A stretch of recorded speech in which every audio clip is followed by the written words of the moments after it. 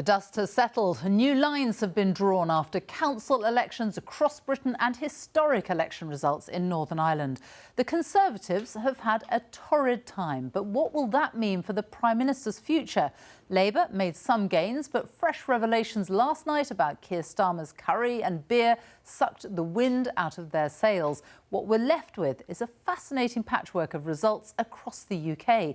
Can anyone claim victory? Who are the winners? Who are the losers? And what does it all mean for the future of a United Kingdom?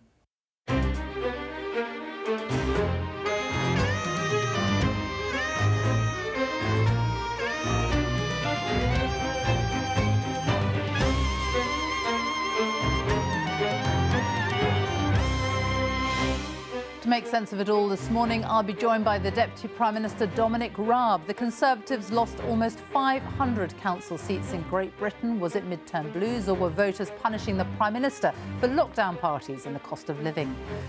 I'll be talking to Labour's Lisa Nandy. The party made big gains in London but didn't make significant progress elsewhere in England, and now they have a police investigation into their leader to contend with. The Liberal Democrats say Ed Davey has a lot to smile about. His party gained more seats than any other in England. Was it a protest vote, or will he translate that success in the polls in the next general election?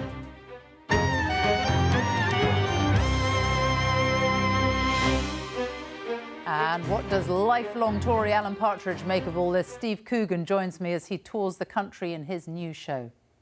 What really binds us as a nation is when we, all of us, together, can't stand something, like speed bumps or anything changing. And joining me to decode all of the results, rumblings and wranglings this morning, the Spectator's Fraser and GB News presenter and former Labour MP Gloria Piero. But first, the news with Roger Johnson. Hello, good morning. Thank you, Sophie. Sinn Féin has hailed a new era for Northern Ireland after securing a historic victory in the elections for the Stormont Assembly. For the first time, the Nationalist Party claimed the most seats and pushed the Democratic Unionist Party into second place. The US and UK governments say that both parties now need to cooperate under power-sharing rules. Pressure's growing on the Labour leader Sir Keir Starmer, who's being investigated by the police to see if he broke lockdown rules by drinking with colleagues in an MP's office in Durham last year. The Mail on Sunday has published an internal Labour document suggesting that time was set aside in advance for those present to have a takeaway curry. Sir Keir maintains that it was a work event and no rules were broken. Fears are growing for the 2,000 Ukrainian soldiers thought to be under siege in the steelworks in Mariupol following the evacuation of the last civilians from the site. President Zelensky has said that negotiations are underway for their safe passage. It comes as the UK government announced an extra £1.3 billion in military support to Ukraine over the next year.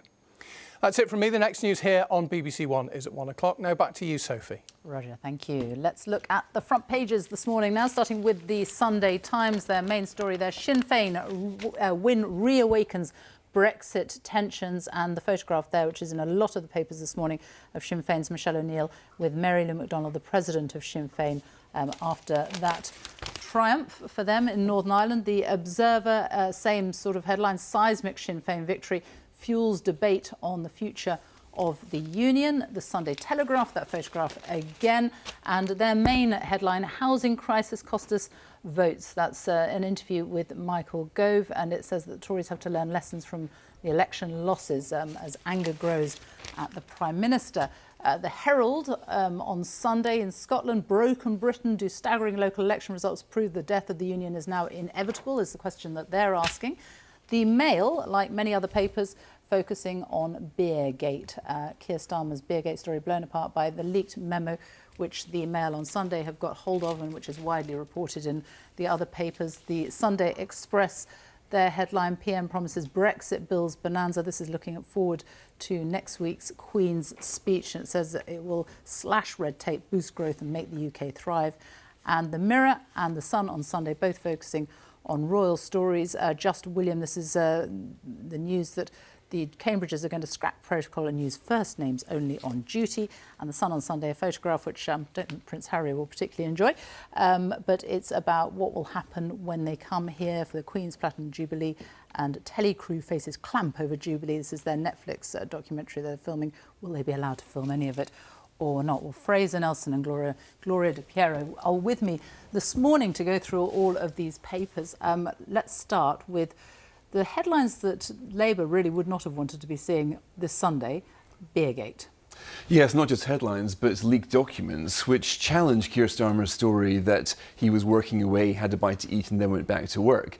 The Mail on Sunday's got the schedule for there, which shows quite clearly about 90 minutes was set aside for beer and curries. Now, normally this wouldn't matter. I mean, this is hardly the offence of the century. But Keir Starmer's got two problems. One, how his description of the evening is now challenged by these documents, so it looks as if he was being disingenuous.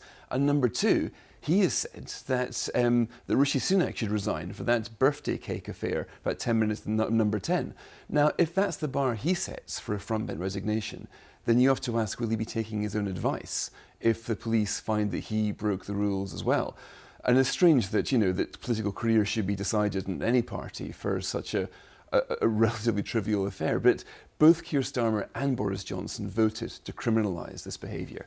Keir Starmer didn't oppose it. He was in favour of lockdown rules as Boris Johnson, hence his difficulty right now. It's a very tricky position for him now, isn't it? Well, a leaked document, that sounds really exciting, doesn't it? It's actually an operational note which details, which we all would all get when we were politicians. If you were going elsewhere to visit another part of the country where there was a by-election, that's why there was an operational note for this. So leaked documents does make it sound rather more exciting than your schedule. It's a schedule for your day. A schedule has got an element of planning. And that schedule included the Labour leader needing to eat. And I'm not suggesting, I don't know anybody, if anyone is seriously suggesting that we are going to go crazy because the people who were working up there needed to eat. And, you know, even in the Mail on Sunday, when you look at the laws, at the time, lockdown laws allowed staff to meet indoors if doing so was reasonably necessary for work. In my book, eating is reasonably necessary, not just for work to survive. Of course, you've got to eat. You're away from home. But if anybody else in any other company had gone into with their colleagues to have 90 minutes curry, booked that, no, it was a by-election. They were away campaigning, of course. Can you imagine if politicians didn't go and campaign? But people were working right across the country in various ways, and they knew that if they'd met their colleagues for a curry, they would be breaking the law. And drinking beer. Where would you eat this curry, given that you are away from home, you do not live in Hartlepool? In the hotel he was staying at, perhaps? I think it's questionable whether whether it was possible for him to get food. No, food was available. They've checked that. The food was available at the hotel. Wasn't it until 9 o'clock or something? Yeah, but you can eat. And they ate later. Yeah. Look, I'm not. The thing is, he shouldn't have eaten. Of course he should. But the problem is that under the rules that he demanded and he voted for, had anybody else done what he was doing, they would have been at least at risk of breaking the law. And that's the problem. The other problem is not being straight with what actually happened. If he's criticising Boris Johnson for not being straight, now something tells me that if the Met Police do issue more fines, as they might do, they've said they might do after the local elections, then we're not really going to get Keir Starmer going after the Prime Minister in the same way. I'd like to see if any Labour frontbencher would now thinks Rishi Sunak should have resigned for the birthday cake. They should be much more alarmed, the Labour Party, about things that happened in the North East, not about whether you eat or not, but about some of those election results that happened last Thursday. In that by-election, remember, Labour lost that by-election that we're talking about for the first time. Hartlepool elected a Conservative MP last year. For me, I would be far more concerned with that if I was a Labour MP than whether the Labour leader needed to eat. There's an article there by John Denham that you've picked out. OK, so John Denham, former Cabinet Minister under that last Labour government, God, it seems a long time ago since we can say Labour Cabinet Ministers.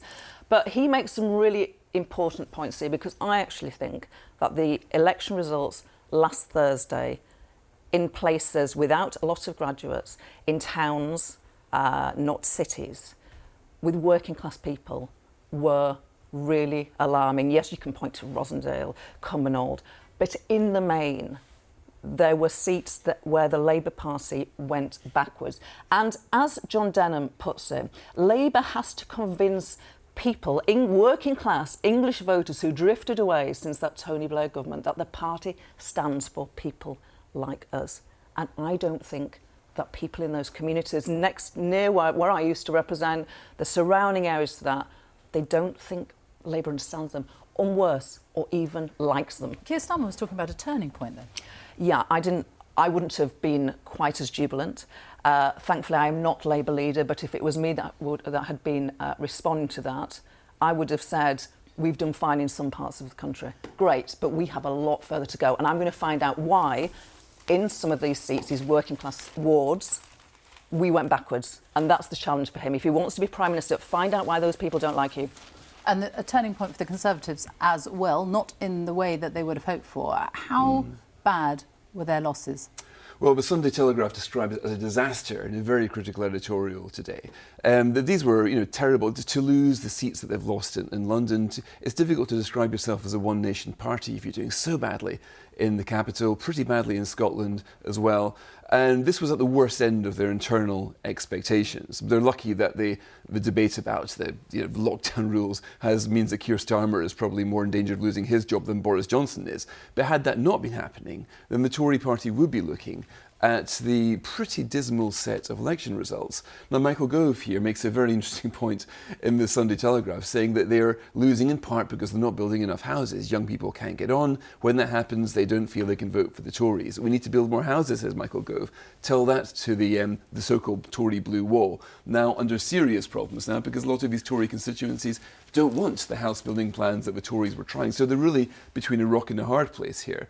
And there's a whole bunch of op-eds in the Sunday Telegraph just saying that if the Conservatives want to get back into an election-winning territory, they need to come up with useful policies. Dan Hannan says here, look, the economic policy is pretty bad. And you've also got Damien Green talking about southern discomfort. Now, that's a phrase that Labour used to use to describe its problems in winning elections and becoming a one-nation Tory. Now it's the Tories who, after this election campaign, are wondering how on earth they're going to win back voters who are going to the Lib Dems. And it is Labour that now needs to discover its northern soul, because at the time of writing about southern discomfort, it was piling up votes in the places that are now Tory seats. So it doesn't have southern discomfort, but it needs to find some northern soul, and it needs to do so quite quickly. How does Boris Johnson feel about his prospects of leading his party into the next general election now after last week? Bizarrely, he'll be feeling quite good, because a lot of people said, wait till after the local election results, then we'll come for him, then there'll be a leadership challenge. Well, it's Sunday, there's not a whisper of a leadership challenge.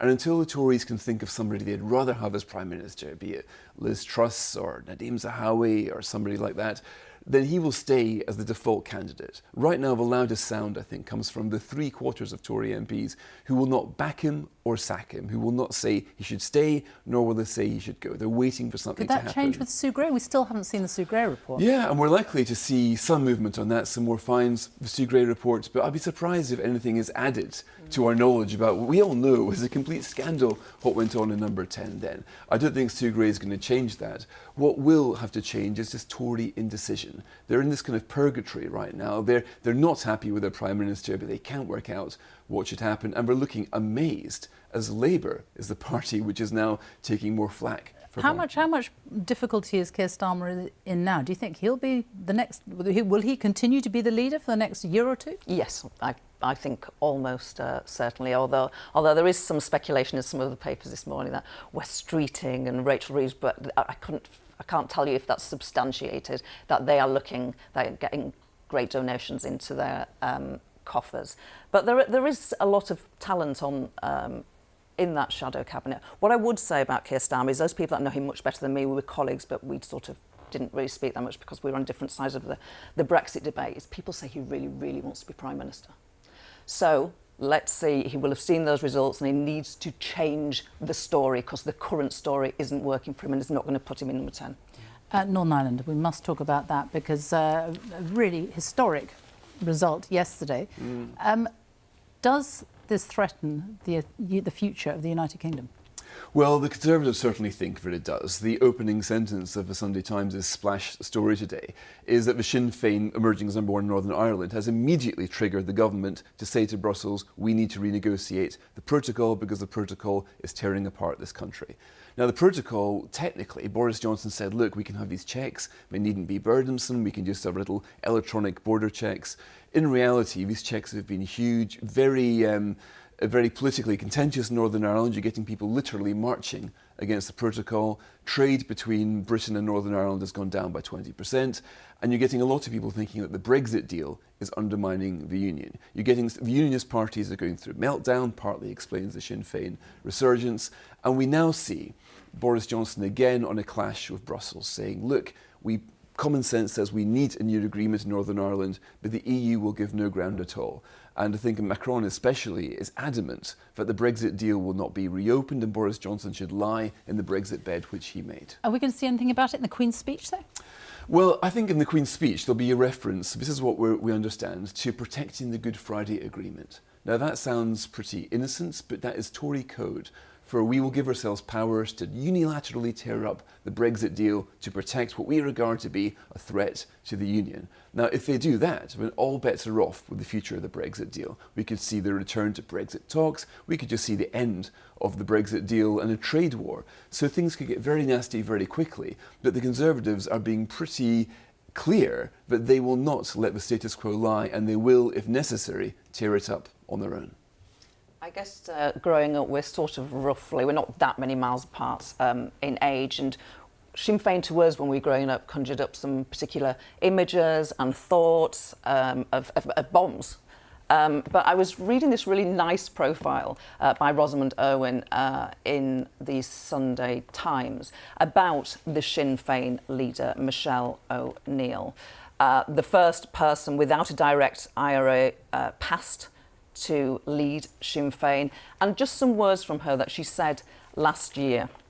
Well, she said that she was in favour of the peace process from its inception, and after a bomb was planted in a police officer's car, she said this: "These people who are responsible should pack up and leave the stage because there's no going back. We need to work together and build peace." Gloria de Piero, Fraser Nelson, thank you both for joining me this morning to review the papers. We can get Darren Bett now to review the weather, which I think is going to be rather nice today, isn't it, Darren? Yes, it is, Sophie. Thank you very much. We had some fog this morning, actually, in parts of Northern Ireland, but the sun is out here, and most of what we've got at the moment is just some patchy, thin, high cloud around. Plenty of sunshine. I think we'll see some cloud just bubbling up through the day, and if you're unlucky, you could catch a light shower across North Wales, Northern England and Scotland, but a lot of dry weather, good spells of sunshine. It'll feel warm quite widely, temperatures 18, 19 degrees, touch cooler around some North Sea coast. This evening, a lot of that cloud will fade away, so a lovely end to the day. Overnight tonight, we'll start to see some changes as the cloud comes into Scotland and Northern Ireland, rain just waiting in the wings. So here it's going to be very mild, quite a contrast with the clearer skies for England and Wales, and a much chillier start to tomorrow morning in East Anglia and the southeast of England. Quiet weather today, though, and through the weekend, because we've had high pressure sitting close to the UK. That's starting to get pushed away, though, on Monday, allowing these weather fronts to come in from the Atlantic. Those will bring more cloud and rain more widely through the day across Scotland and Northern Ireland, a stronger southerly wind. England and Wales, though, looks fine. We'll see the cloud tending to increase from the northwest, but we'll hang on to the sunshine for longer in the southeast of England. It's going to be a cooler day for Scotland, Northern Ireland. Temperatures 14, 15 degrees. Highest temperatures in the southeast in the sunshine. It could be the warmest day of the week ahead. Sophie. Darren, how lovely. Thank you very much. Now, the Liberal Democrats have a lot to celebrate. More than 200 seats gained in England, Wales and Scotland. Was it a protest vote, or is the party on a path back to power after a long time in the wilderness? Their leader, Sir Ed Davey, is with me this morning. Good morning. Morning. So these results, you have been smiling from ear to ear the last few days. Is it a sign that voters are ready to put you back in government? Well, I'm not going to take the voters for granted. We've got 2 years before the next election. We've got to keep working. One thing, when I go around the country, I hear Labour councillors have taken people for granted, Conservative government have taken people for granted. I'm not going to do that. What I will say is this is now a trend. We've seen in the last year's local elections, Liberal Democrats making net gains. Then we saw the two historic by-election victories when we beat the Conservatives in true blue Buckinghamshire, and then in North Shropshire, where a seat they'd held for 200 years. Now we've made gains which far exceeded our expectations across the country, in Scotland, in Wales. Big councils like Somerset. You know, we're back in the West Country.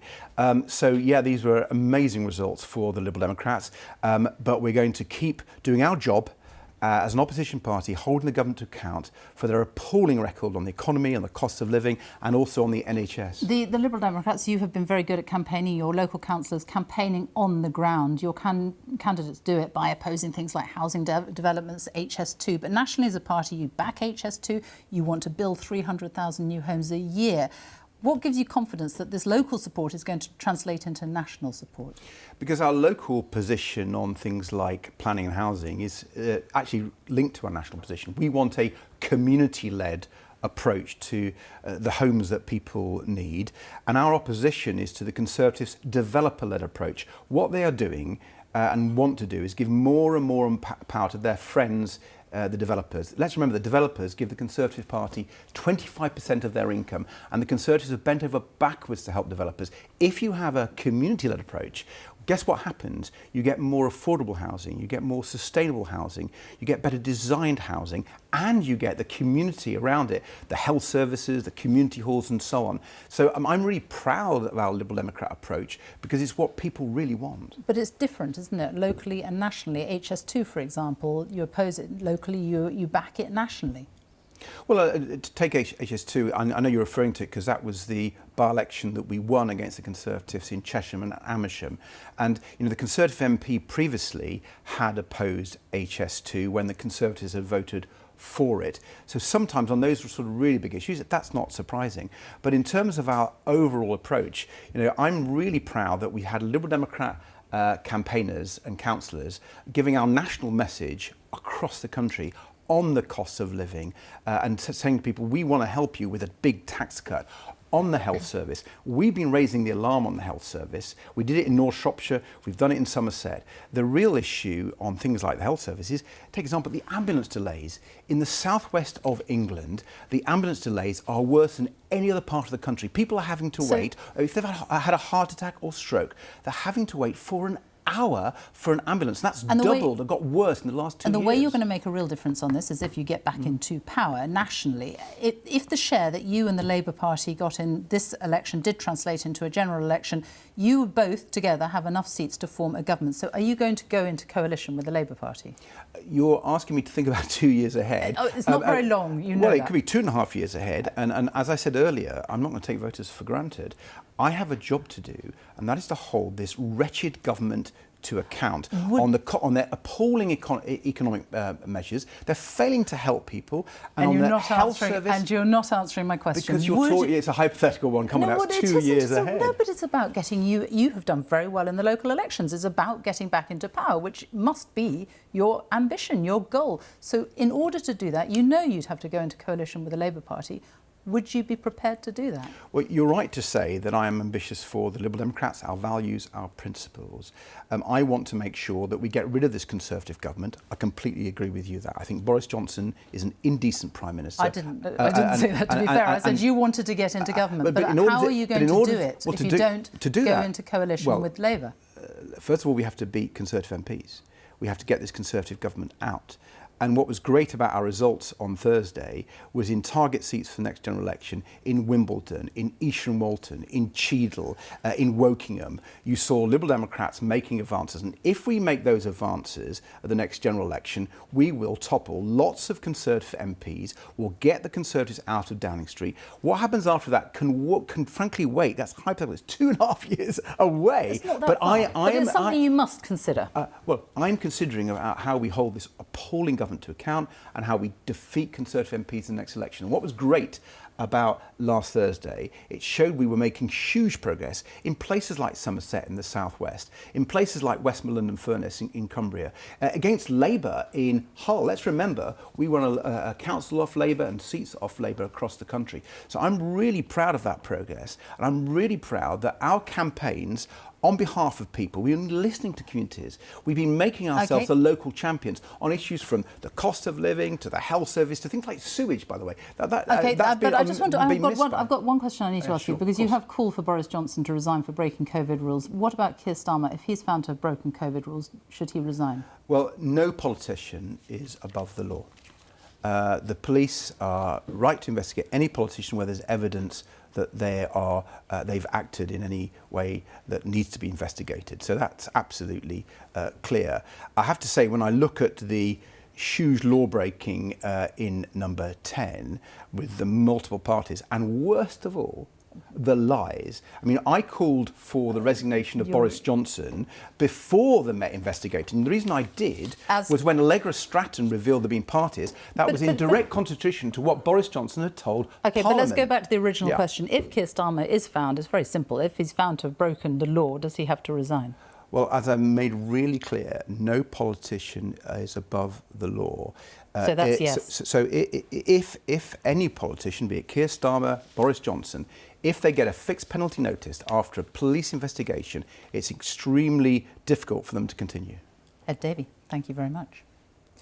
Well, pressure is mounting on Labour, on their leader, Keir Starmer, as Durham police continue to investigate whether he broke COVID rules a year ago when he was filmed drinking a beer with colleagues in an MP's office. Now, the Mail on Sunday has published an internal Labour document showing time was set aside in advance for those there to have a takeaway curry. The Shadow Levelling Up Secretary, Lisa Nandy, joins me now from Salford. Good morning. So this curry, it was a pre-planned event then?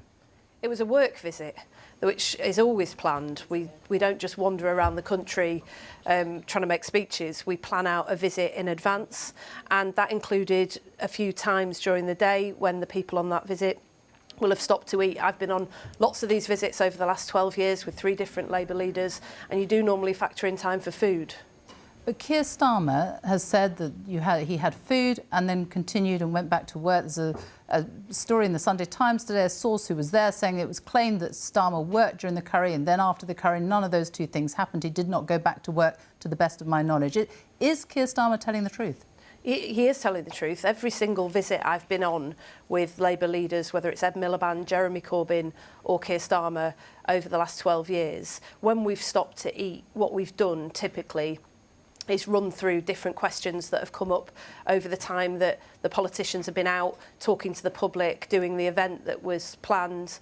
So you come off stage, you come out of the event, you sit down with your aides, you grab a bite to eat, and then you run through some of the things that have come up, you make some decisions, you get some other things in motion, and then you go off either back to your hotel to sleep and get ready for the next day, or you go on to the next event. I wasn't at this event, but it seems perfectly clear to me that this is in line with every event that I've done with any Labour leader, and the idea that this is the same as being under investigation for 12 gatherings that included karaoke parties, bring your own bottle parties, celebration parties, leaving drinks, pub quizzes that the Prime Minister said never even happened, and then it turned out that he was at many of. The idea that this is the same thing is frankly just absurd, muckraking from a government that is out of ideas. Is it that different to what happened to the Chancellor, Rishi Sunak? He walked into the Cabinet office, the Cabinet room, there was a birthday cake, he wasn't there very long, he didn't drink alcohol, yet he was fined. Well, he was fined, and he was fined for a culture in Downing Street that allowed all of those different events to happen. He wasn't fined for a culture. He was not fined for a culture, was he? He sat next to Boris Johnson for months on end while Boris Johnson denied that any of these things even happened, let alone that they were there. His fine was for a specific event, not for a culture. He went along with the lies, and then when it was discovered that both Rishi Sunak and Boris Johnson were present at some of these events, it was only then that they decided to come clean. That's why the Labour Party called on Rishi Sunak and Boris Johnson to resign, and to equate that to a work meeting where you stop to eat is frankly absurd, is pretty desperate, and is a sign of a government that is under real pressure because people in the country are under pressure, and the government has absolutely no answers to actually help them with the cost of living crisis that is engulfing families and businesses right now. That's what this is about. Durham police are now investigating this after they say they were handed new evidence. If Keir Starmer is found to have broken the law, does he have to resign? I'm not going to get into a hypothetical like that, Sophie, because I don't believe for one moment that he has broken the rules, and I don't believe that that is going to happen. It's absurd to equate the two things between the Prime Minister's serial partying, lying and laughter about what was happening to people in this country and a work event where people broke to eat. So I'm not going to get into hypotheticals. But it just seems to me ridiculous. Angela Rayner has already said that he should resign if he broke the law. Why can't you say that?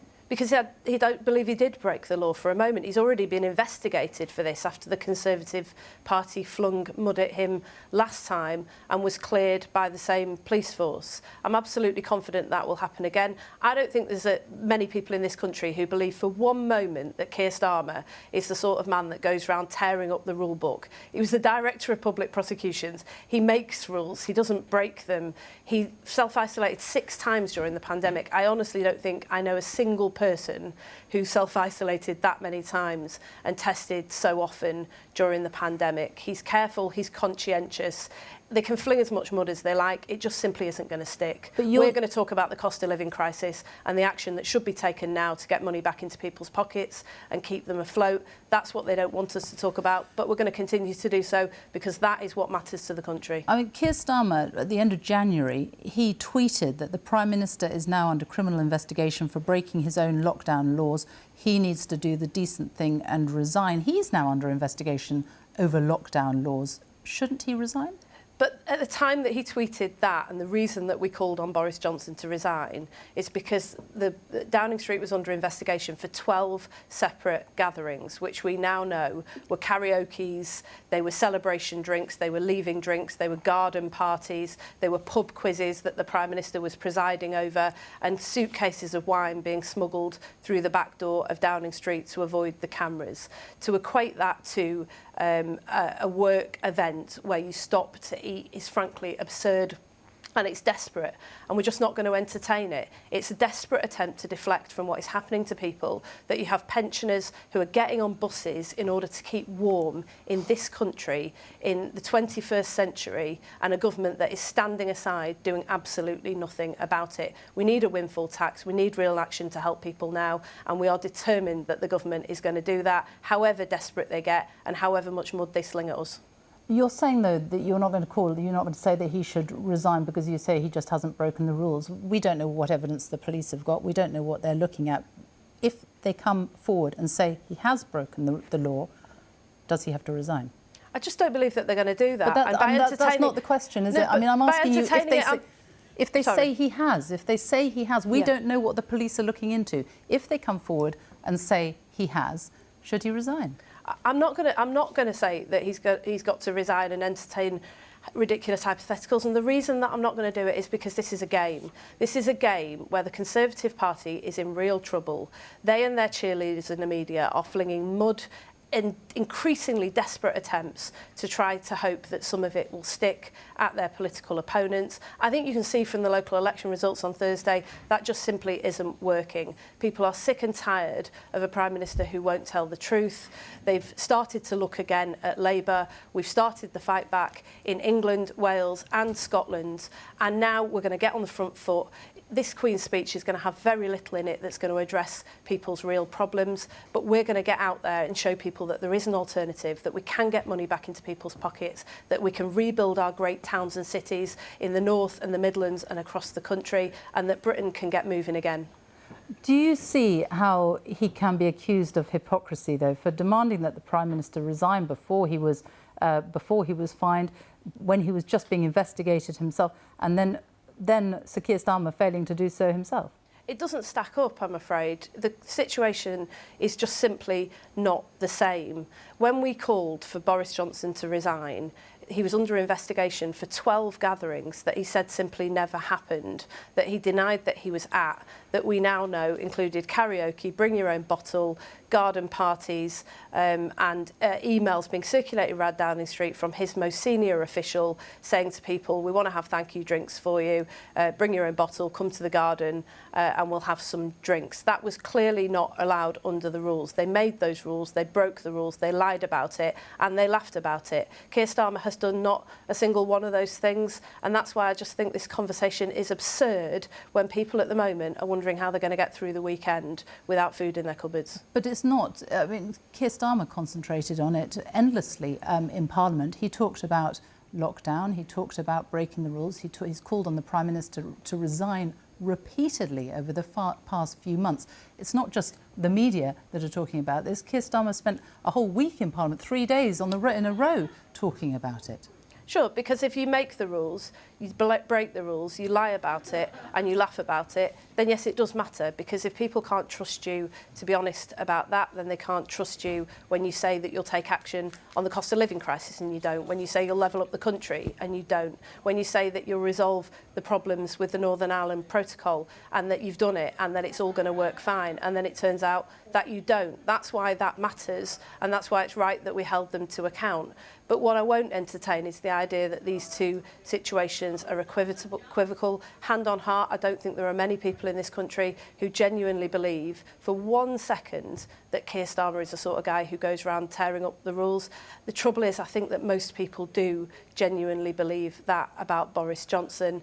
That harms politics itself, that harms our ability to make change in this country. When we were knocking on doors in every corner of the country in the local election campaign, that's what I really felt was happening. I think that suits the Conservative government. I think that suits Boris Johnson when people lose faith in the system itself. And that's why we're determined to get out on the front foot and show people that there is an alternative to this rotten Tory government, so that we can get rid of them in 2 years' time and start to repair the damage that they've done to our country. You've talked a lot about the other issues, the big issues that are concerning voters.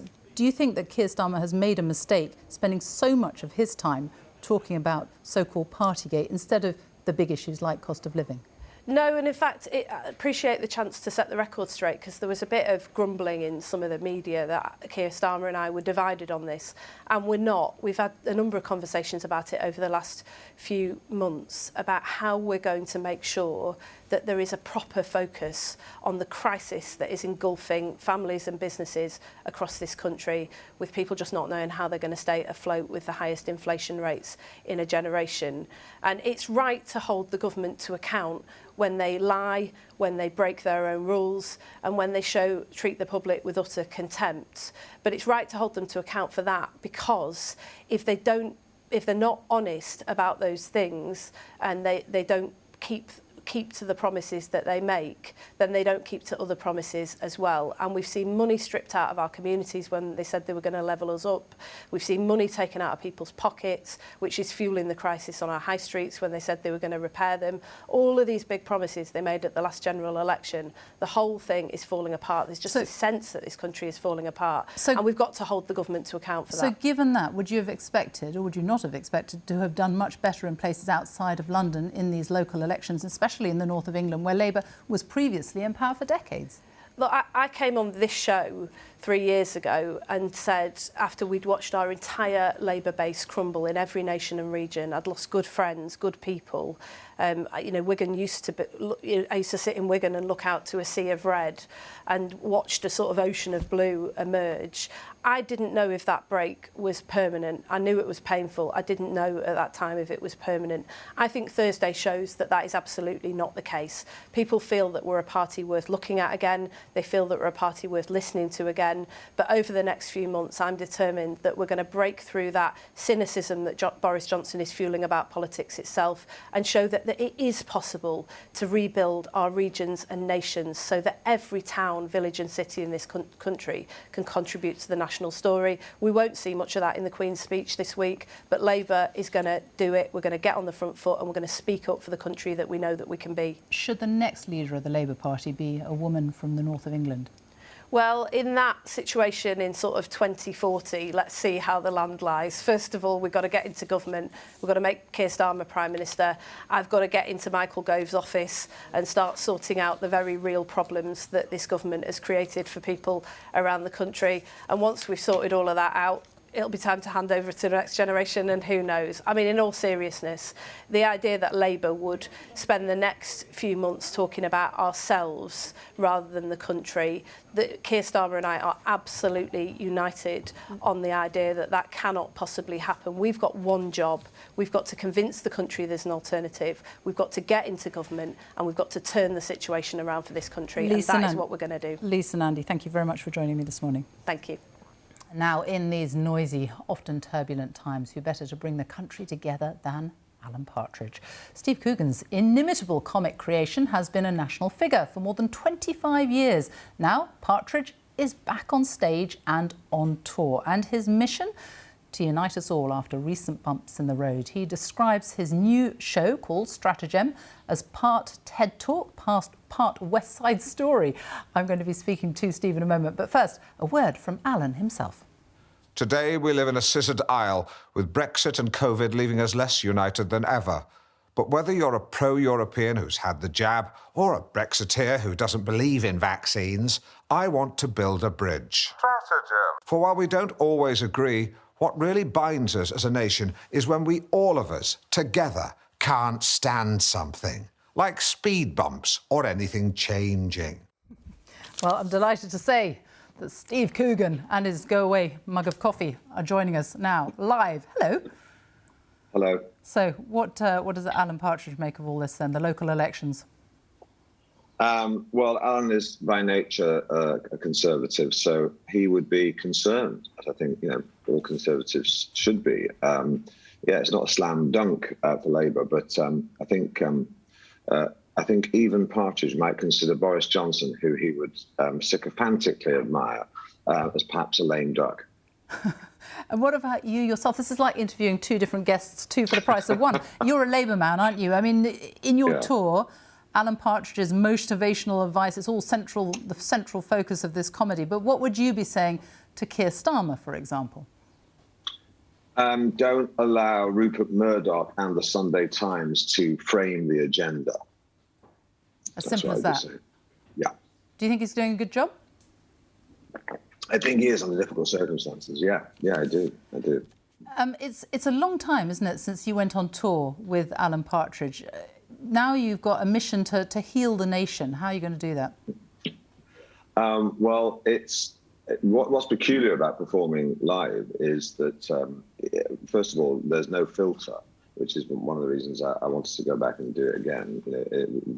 With social media and just even conventional media, there's always a sort of filtration system, and you never have direct contact. But actually being able to see and, as they say, smell the audience is really quite sort of invigorating and life-affirming. And I think that audiences being able to be in the same space and laugh together is an incredibly powerful thing, and is made even more sort of resonant by the fact that we've been isolated for 2 years. So it's a really enjoyable experience, I think, for everyone at the moment to be able to do that, because and from Alan's point of view, if you're asking Alan, then he's trying to basically effectively be hubris is his undoing, and there's no difference with the show. Where he basically we'd have audience participation, it's songs and dance and all the rest of it. It's sort of what you might call, I would call quality nonsense.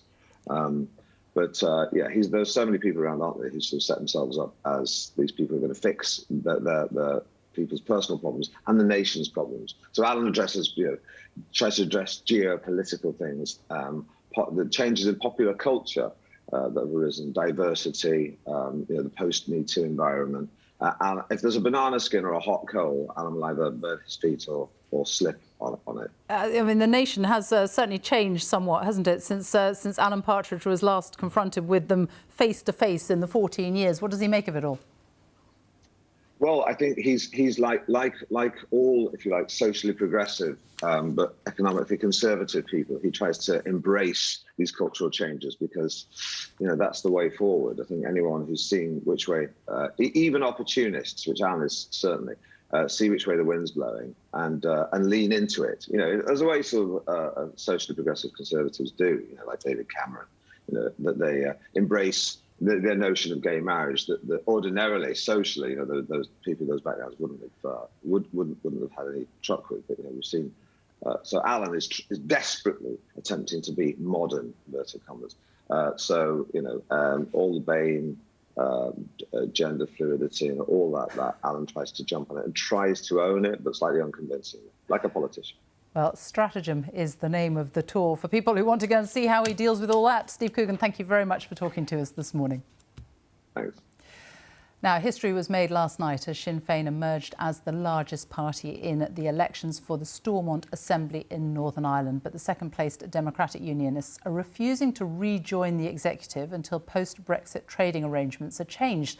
How did we get here, and does anything more than months of stalemate lie ahead? Watching it all unfold over the last 2 days was our Ireland correspondent Emma Vardy, and she joins me now. Emma, what are we seeing happening, and how close are we getting to a vote on reunification, a border poll? Well, I'd love to hear what Alan Partridge thinks of the Northern Ireland election, Sophie, but I'll give you my take on it. Look, what's really happened, rather than any sort of surge for Sinn Féin, we've really seen this splintering of the DUP, the unionist vote.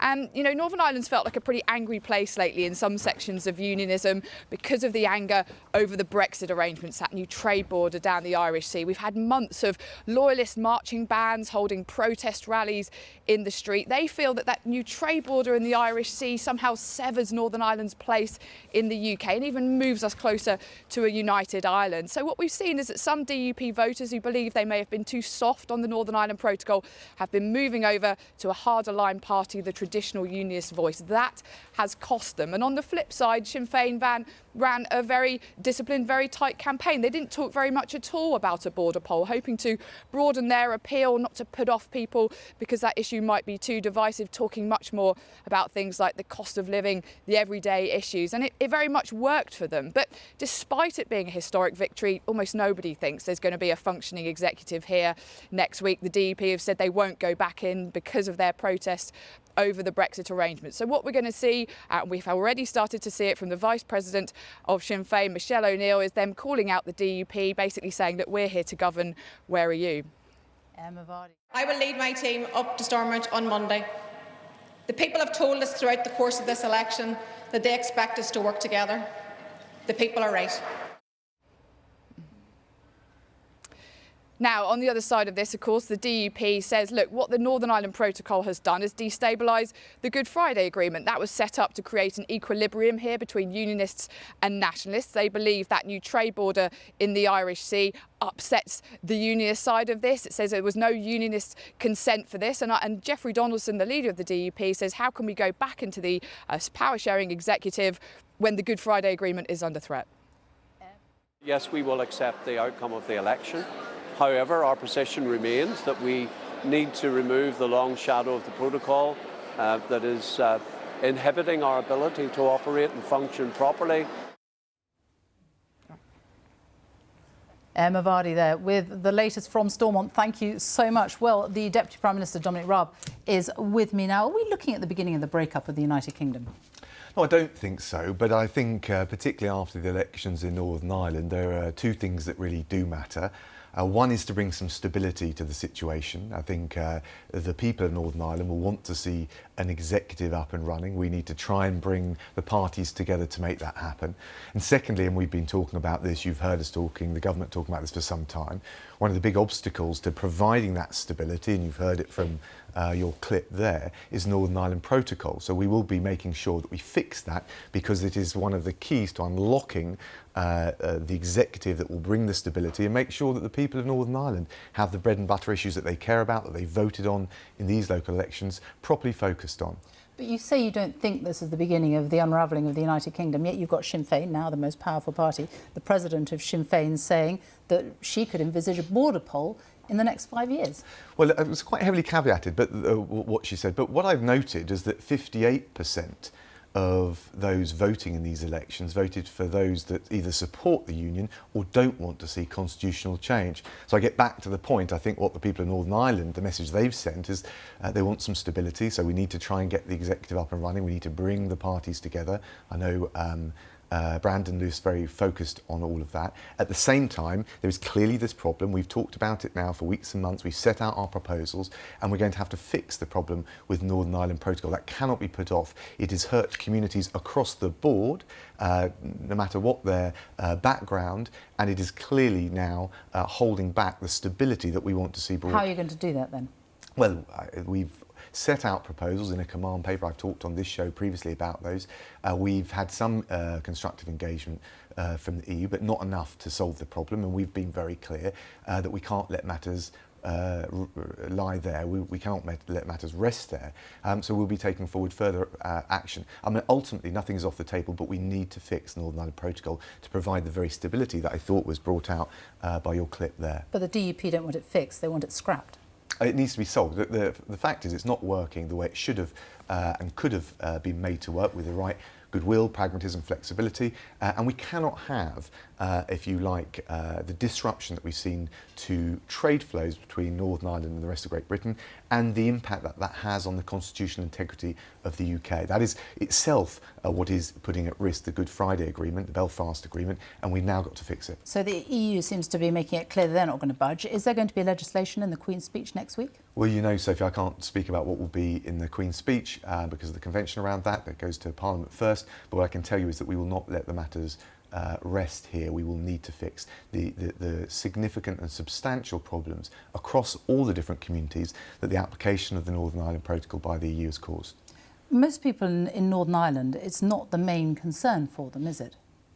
Look, I think actually if you look at the local elections and you look at the different shifting of vote patterns, I think the message is that they want the politicians, the executive, to focus on the bread and butter issues that face ordinary people all across Northern Ireland. But the problem is that until we get stability, until we get an executive up and running, that's not going to happen. It's clear the Northern Ireland Protocol is an obstacle to that stability. And these are big decisions that affect people's lives. They've got big problems with waiting lists in Northern Ireland, we've got the cost of living crisis.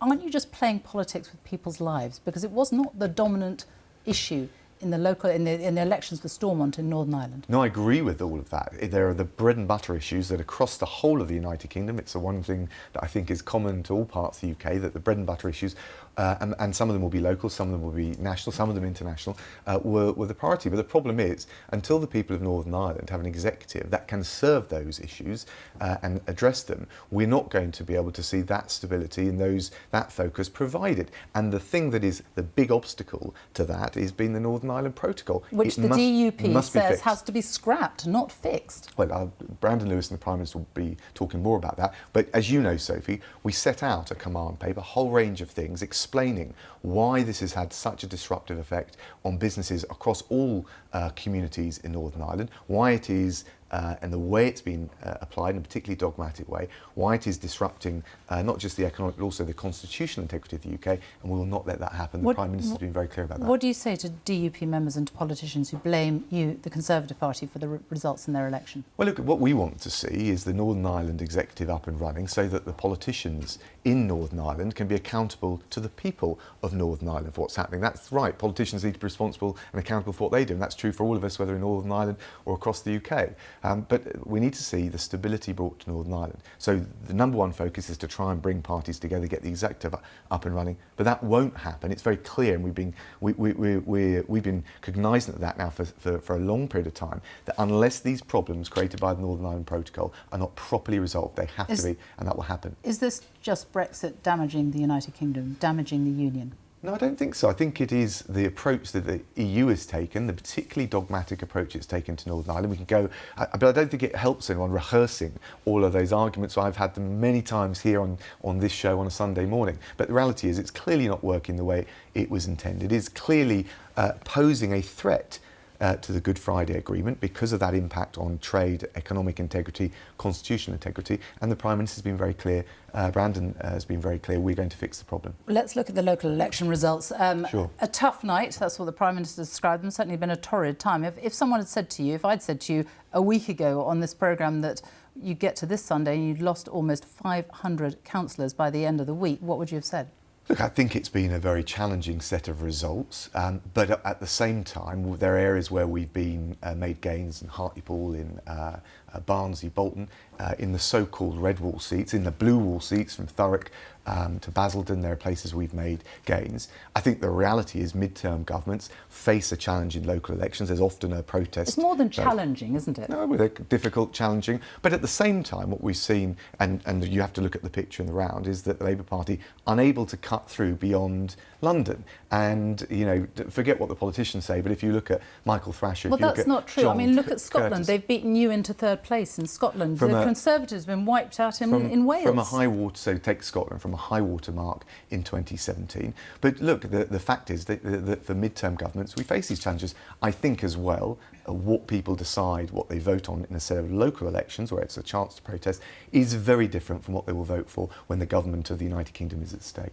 A lot of people would say some people would say the only success that you've actually had here is expectation management, having briefed that there could be up to 1,000 seats gone. No, I think, look, as I said, it's a difficult set of local elections for us, challenging in many ways. But frankly, what matters now, and the message I took loud and clear, and I think colleagues across, whether they're council colleagues or MPs, is that we've got to be showing that we got the answer to the big questions. We've shown that on the vaccine, we've shown that with the economy. What you're going to be hearing from us over the weeks ahead is how we, for example, from agriculture to tech, where we're a global superpower, to financial services, how we drive up the innovation to create the well-paid jobs of the future, but also have the economy humming, creating the tax revenue which will help us address the cost of living. None of the other parties have got a plan. This Prime Minister, this government has a plan. You're going to hear us talking about that, while Keir Starmer is talking about whether he had a beer and curry and all the rest of it. That's for them, that's their focus. We want to get out of the Westminster bubble and talking about the cost of living challenges and the plan we've got to address it, from agriculture to tech to financial services. You listen to the people, I listened to them on the night, who were talking, people who'd lost seats. The leader of Carlisle City Council, beaten by Labour, says, basically, I just don't feel people any longer have the confidence that the Prime Minister can be relied upon to tell the truth. At what point does Boris Johnson stop being a vote winner and start becoming a liability, or has that happened already? No, I don't think so. Look, it's been a challenging set of results. There's been too much focus on Westminster, but there's also, but actually there are areas right across the UK where we can point to the positives. I've given you those. But what I think people want to see now is that focus on the economy, on jobs, but also on pay, because that's a challenge with the cost of living, and making sure we've got the tax revenue that only comes with a vibrant economy. And if you look at Labour's plans, you look at what we're talking about, we're the only ones with a credible plan, not just to create the jobs, but also make sure people can see through this period of high inflation and make ends meet. The Liberal Democrats made great inroads into some of your seats, heartlands like Somerset, Tunbridge Wells, West Oxfordshire. Your seat, Esher and Walton, you've got less than 3,000 majority. Are you worried about your seat at the next election? Well, a difficult set of local elections for us, but we've still got more seats than the Liberal Democrats on Elmbridge, which is not exactly, but largely coterminous with my seat. But the reality is we've seen the Liberal Democrats and Labour engage in this tacit pact to stand down for each other. You heard on your show, Ed Davey refused to rule out the coalition. Now, it's all very well in a set of local elections to appeal to the protest vote that can come from various different sides. When it comes to a general election, it's very clear there's going to be a choice between a Conservative government or a Labour government, and the Lib Dems have been very clear that they're going to be backing Keir Starmer. He refused to rule it out. I think that is a world of difference from what we've just been campaigning on in the last few weeks. You've lost all these seats and all this before the cost of living crisis has really started to bite. Do you agree with the Bank of England that by the end of this year, inflation could reach more than 10% and there's a real risk of a recession? Well, look, the inflation's at 7%. It looks set to rise to 10%. In fairness, all those forecasters you're citing say it will come back down in 2023.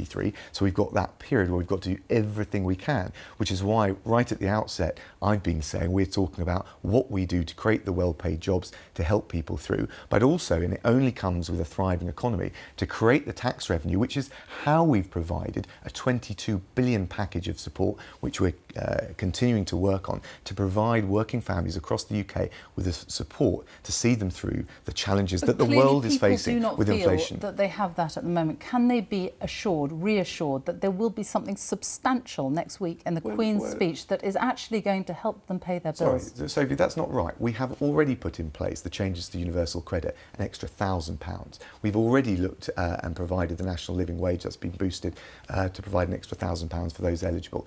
We've got relief on council tax. We're raising, I think it's in July, so it's coming up, the next thing we're doing, raising the threshold for national insurance. That's an extra £330 in people's pockets. But you only get that ability to use your taxes to provide support for those that are really feeling the pinch if you've got a fast-growing economy, which we have, and which Labour would disrupt, as they have every time they've been in office. And Labour don't have a plan to deal with the cost of living. The Prime Minister has, and we're, through the Queen's speech, but also more generally, going to be setting out all of the ways we're going to laser in on those issues, because they're what matter to people most. The Prime Minister refused to resign when he was fined for breaking lockdown rules. So Keir Starmer doesn't have to resign even if he's fine, does he?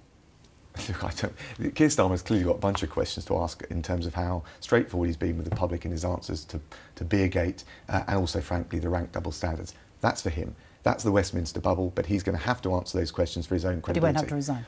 I'm going to focus and relentlessly on those issues about the economy, the well-paid jobs from agriculture, data, tech, through to financial services to help create the well-paid jobs. But he won't have to resign. I think you can see, I think your viewers can see where my focus is. Okay. Economy, cost of living, people's real worries in the real world. Dominic Raab, thank you very much. And that is it from us. See you next weekend. Goodbye.